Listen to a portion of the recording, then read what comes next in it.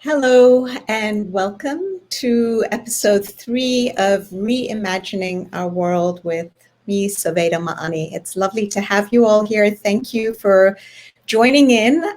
For those of you who are here live, thank you for giving of your time on a Saturday, whether it's morning, evening, afternoon, or early morning at the other end of the world in Australia or India. Anyway, welcome to all of you. And today is the first episode in the new year, in 2021. And so I thought that I would share some reflections with you on the topic of free will choice. It's an exciting topic. Many of us make New Year's resolutions at the beginning of the year, and it would be fun to kind of examine what it means to conceive of a different world. What does it mean to choose something different, and the power of choice. So let me begin by saying that there is a very close interplay between the concept of free will choice and capacity. As we know, let's start with ourselves as individuals. When we think of our lives as individuals, we know that each of us is born, it seems, with a preordained capacity, a preordained measure of potential.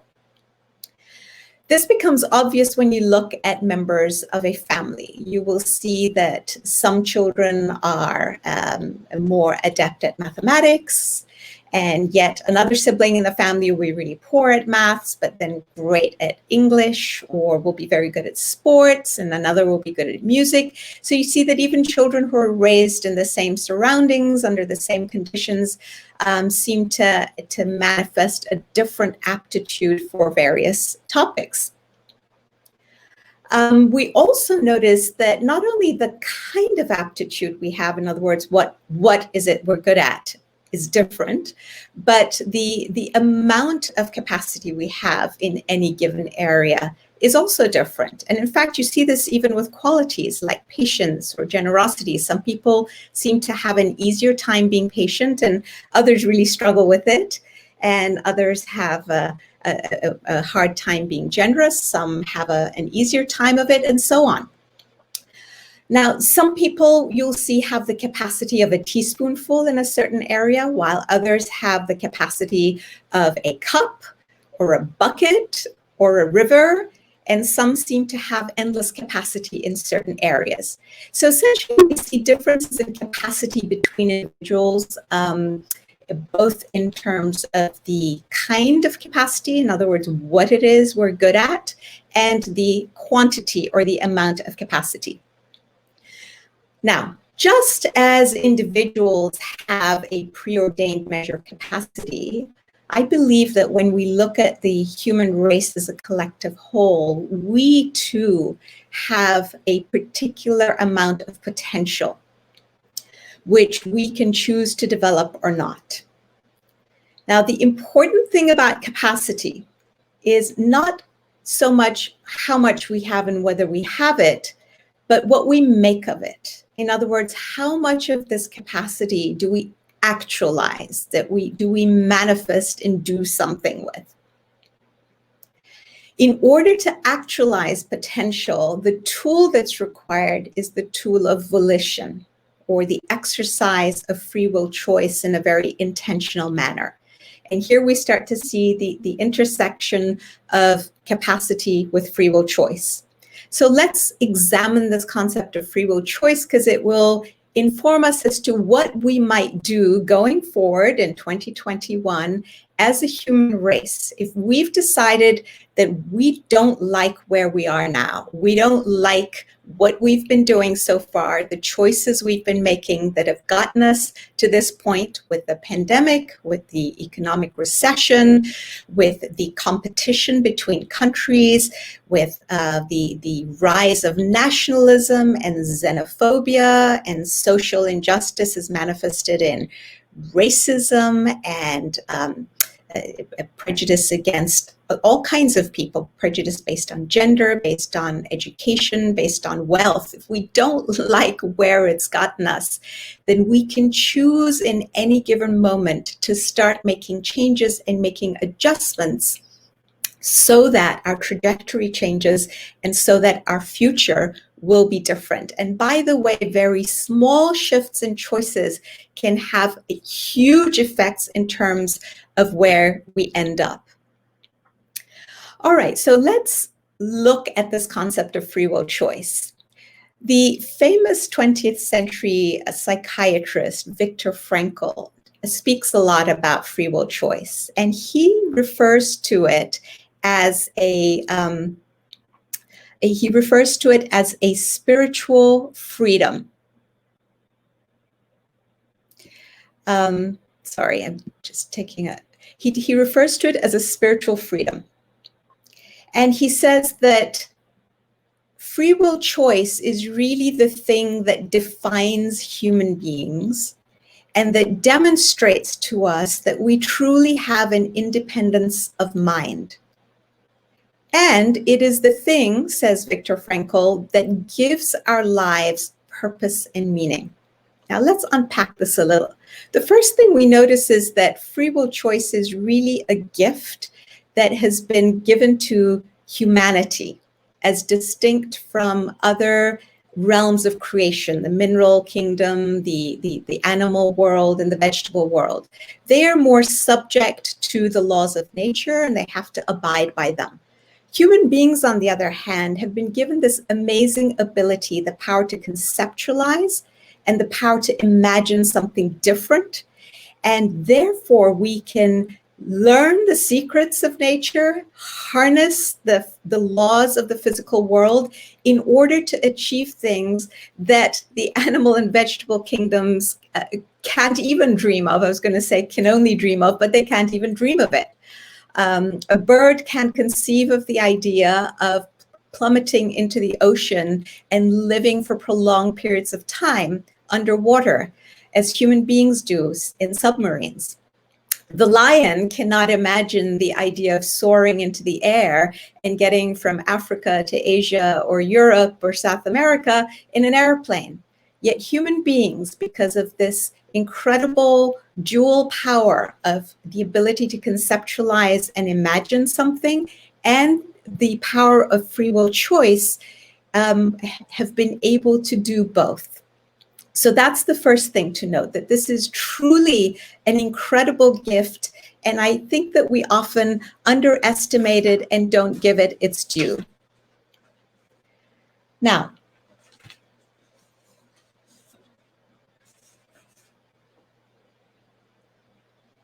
Viktor Frankl says that free will choice really means that is distinct from the conditions that we find ourselves exposed to or the circumstances in which we find ourselves. So he separates these two and makes the point that what free will choice lets us do is it lets us choose our reactions to circumstances, lets us choose how we're going to respond in any given situation. In other words, we're not slaves to our conditions and circumstances, no matter how awful they are. Now, he had plenty of experience with this, having been confined in a concentration camp in Europe during the Second World War.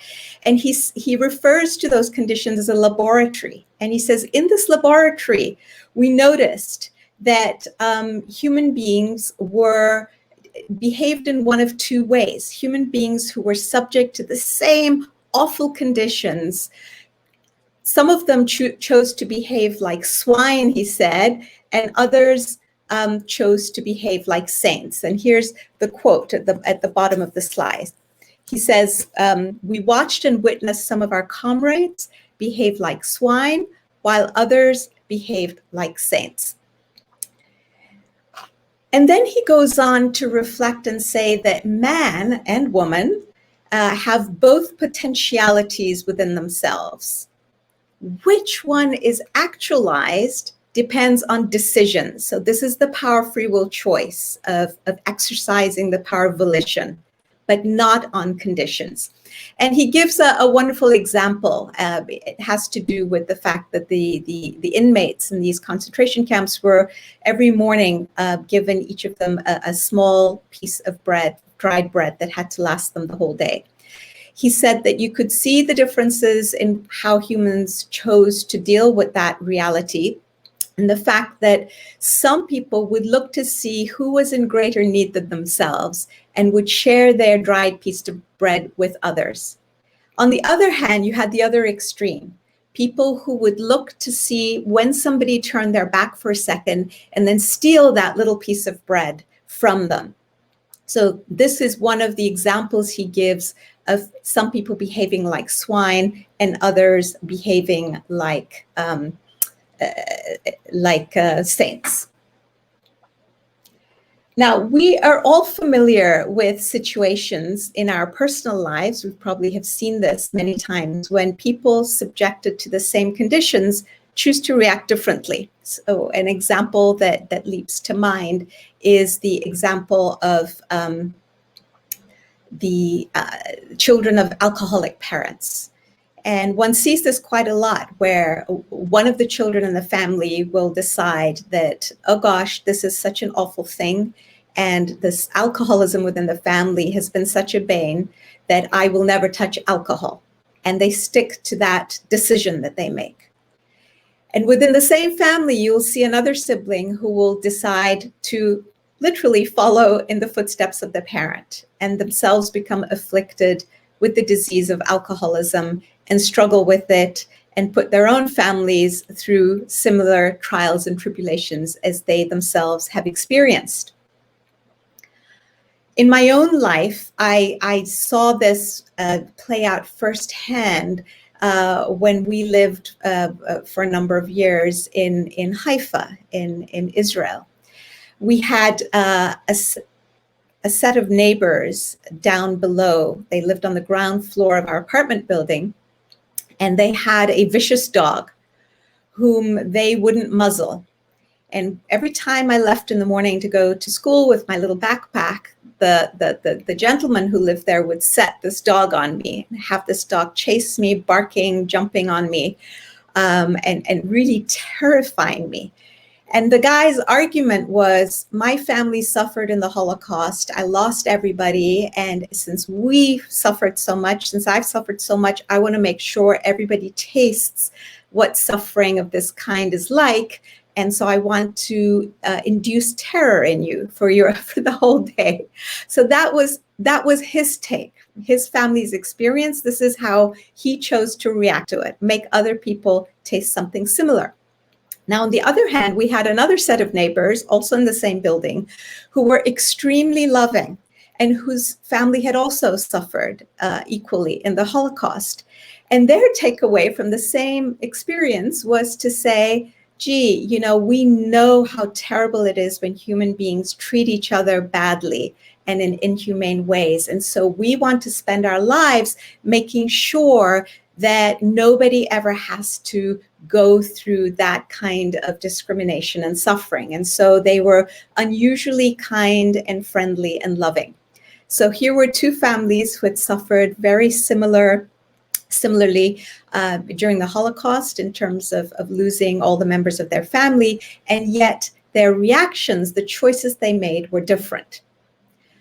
Now we see this question of what kind of choice we choose to make play out when leaders or people in positions of influence get to make decisions that impact the lives of thousands or hundreds of thousands and millions of people. And the example that has always struck me that I want to share with you is the example of Nelson Mandela, the former president of South Africa, and his wife, Winnie. So as you know, both of them were subjected to the atrocious injustices of the apartheid regime in South Africa. Both of them suffered a lot, and they both started out believing that the answer to this suffering was to meet violence and injustice with violence. And in fact, Nelson Mandela was put into prison because he had started engaging in bomb-making activities. He was charged, found guilty, and imprisoned for 27 years. While he was in prison, he went through an amazing process of transformation that he chose to go through. Through reflection and reading and contemplation, he completely changed his mindset. And he moved from a place of wanting vengeance to a place where he recognized the humanity of the whites who were oppressing the Blacks in South Africa. And he decided to forgive them for the atrocities that they had committed. And he decided to then, having changed his mindset, he decided to extend the hand of reconciliation to them. Forgive them, extend the hand of reconciliation, and choose to work with them to build a new united South Africa. Now, meanwhile, his wife, Winnie, remained stuck where she was, so to speak. She continued to hate the whites all throughout, and the actions she chose to take were actions based on violence and vengeance. And she committed a lot of atrocities herself, including introducing the whole idea of necklacing, which was the idea of putting a rubber tire, filling it with gasoline, putting it around the necks of those who were believed to be working for the other side, and setting them on fire. So these were viewed in her mind as traitors to the cause. So these two individuals, husband and wife, who suffered very similarly under the same harsh conditions, made very different choices. And as a result of Nelson Mandela's choice, South Africa was able to avert what could have been a terrible civil war once he was released from prison and made president of the nation. He had a lovely saying about this whole idea of vengeance and resentment. He said, resentment is like drinking poison and expecting your enemy to die from it. So when we live our lives in resentment as to what has happened to us and all the injustices that have been inflicted on us, it really poisons our own systems and doesn't inflict the damage that we hope in a spirit of vengeance to inflict on others. So the question then returns, we come full scale back to the question of, here we are standing today, January 2021. We have choices before us as a collective humanity. We know now that we have this amazing gift of free will. The question is, how will we choose to use it during 2021?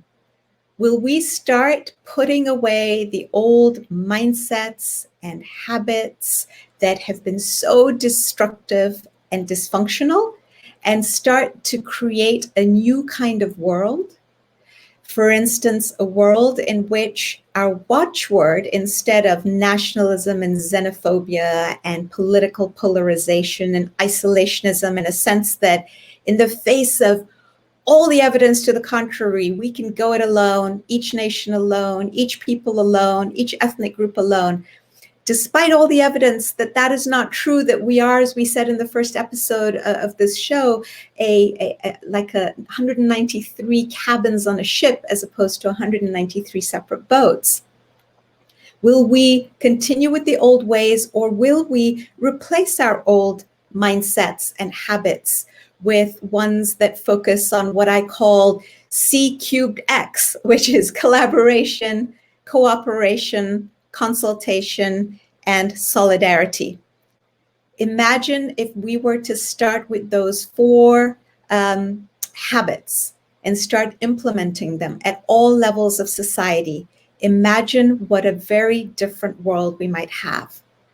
We have such incredible capacity as a human race. We have the capacity to bring forth amazing arts in music, make amazing inventions that can help us solve all kinds of problems, including our climate change problem.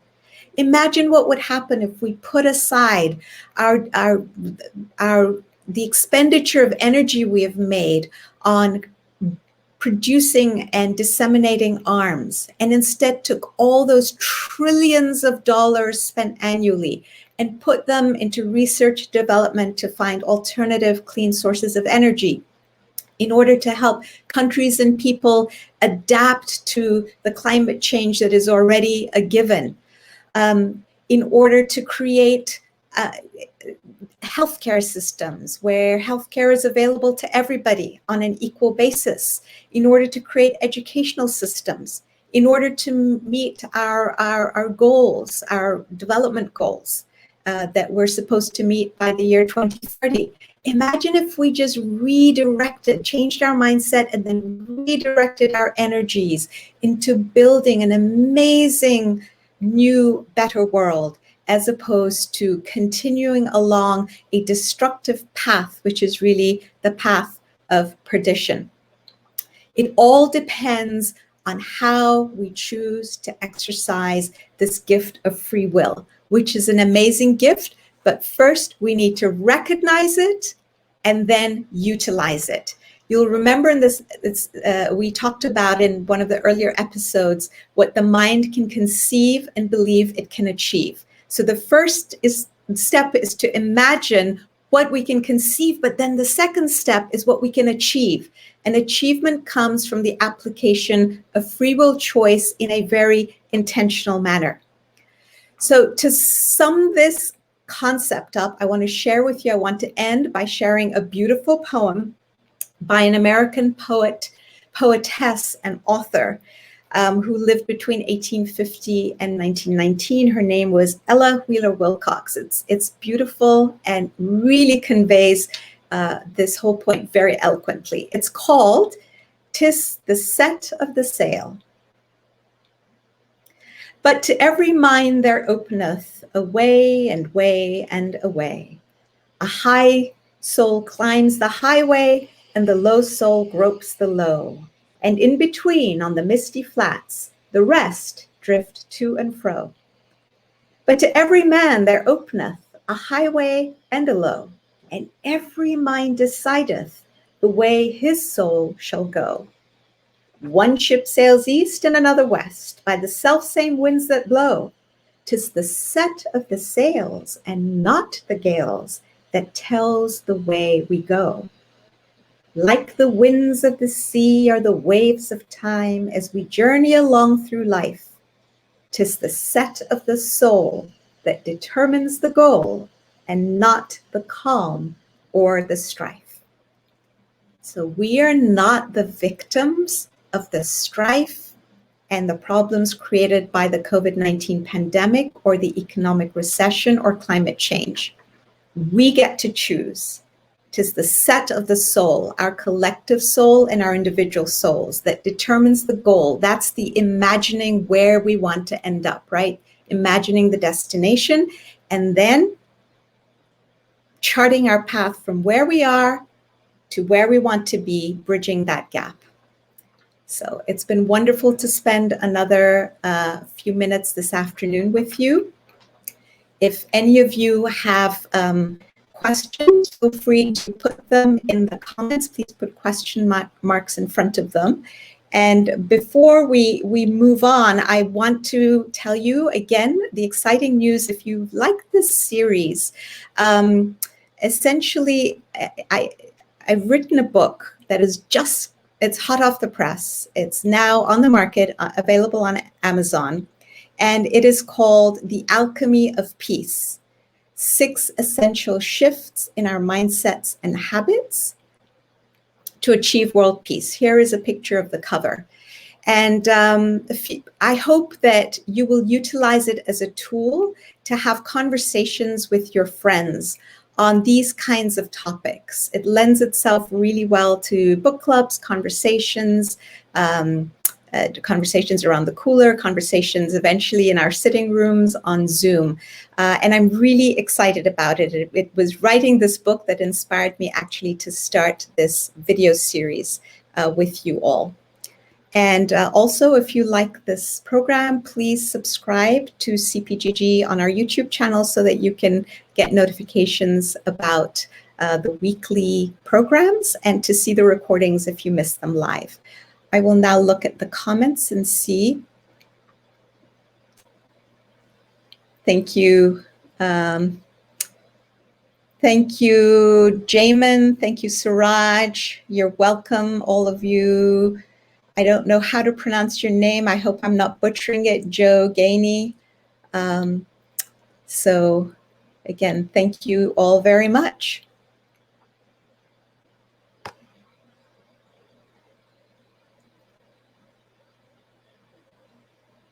So there's a question here from Sylvia Ellison saying, a Truth and Reconciliation Committee was set up in South Africa, which was also part of Mandela's approach. How important is that to help a society forgive? So my understanding is, I'm not an expert in this area, but my understanding is that it really took South Africans quite a distance in terms of being able to forgive. There are different arguments about the need to mete out justice, in other words, to punish those who are perpetrators of atrocities, versus having a forum in which people can come and air their grievances and have the perpetrators there and have the perpetrators apologize so that they can then move forward. So it's wonderful. We need to have more creative endeavors like this to think about new ways of helping societies move on and forgive, as opposed to reach to our old habits. Our knee-jerk reaction is always to punish, imprison, and throw away the key, and not rehabilitate. But when we do that, as we've seen also in the United States, we don't actually move the ball forward, and our prison populations just get bigger and bigger, and we don't actually solve the problems at the root cause. So I think it is a very important piece in helping a society forgive. Thanks for your question, Sylvia.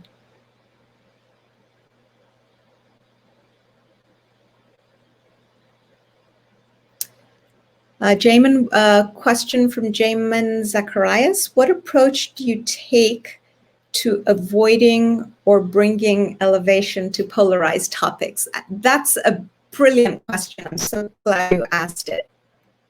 So I live in a country, the United States, where we definitely, things, as we all know, as all of you know, wherever in the world you are extremely polarized. And so this is how I've approached these conversations, because I think it's important to have conversations. So some of us have stopped having conversations because we're so fearful that it will lead to discord and argumentation. And so we figure, oh, just stay out of the fray. Again, that doesn't move the ball forward and doesn't help us create an understanding. So what I propose and what I've experimented with that seems to work is the following. First, I make it clear when I enter into conversations with friends or colleagues or even family that I do not belong to any particular political party. So I have no agenda, I have no vested interest, I'm not trying to argue for one side or the other. So that's the first thing. The second thing I do is bring a genuine and authentic curiosity to the conversation. And I start by asking people, what is it that keeps you up at night? Because one thing that's become very clear to me is that the reason people are so polarized is that they feel very strongly about something that they're very concerned about. Often it's a bunch of fears. Now, we may look at someone's fears and say, well, those fears are unfounded, that's just silly. But that means that we're judging them. And entering these conversations without an agenda and without judgment and with the genuine, authentic desire to understand the other as a human to human, as a soul to soul is critical. And people pick up on that very quickly. I mean, they know whether you are in a mode of judgment, even if you don't use words that are judgmental, they can feel it from us. And I'm genuinely interested in finding out, what is it that is worrying people so much? What is it that is causing so much fear? What are the fears? What are the concerns? Because I think once we're able to flush this out, and they exist on both sides of the political spectrum or several sides, surely we have the capacity, again, back to capacity, as a human race, if we flush these concerns out and do it in a spirit of love and non-judgment, to then find ways that address everybody's concerns. And if need be, to remove some of the misconceptions or the misinformation that is triggering some of the fear. Very often fears, especially fears that lead to prejudice, are founded on ignorance. We conceive of a group of people as being something, and as soon as we've labeled them, we think we understand what they are and that we don't have to explore any further.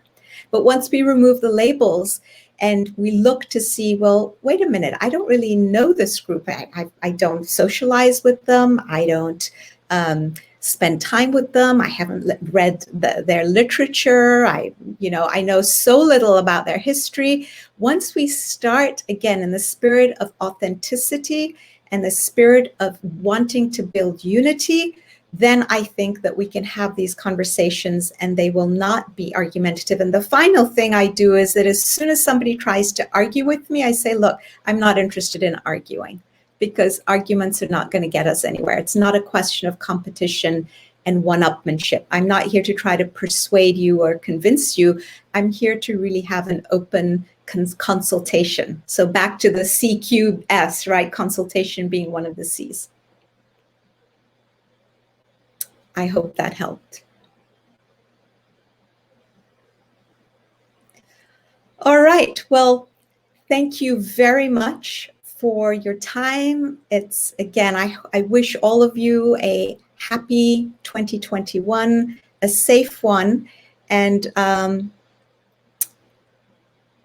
may this be the year when humanity chooses to make better, more constructive choices so that we can collectively actualize our collective potential and create the environment in which we as individuals can actualize our individual potential. Sending you all lots of love. Goodbye for now.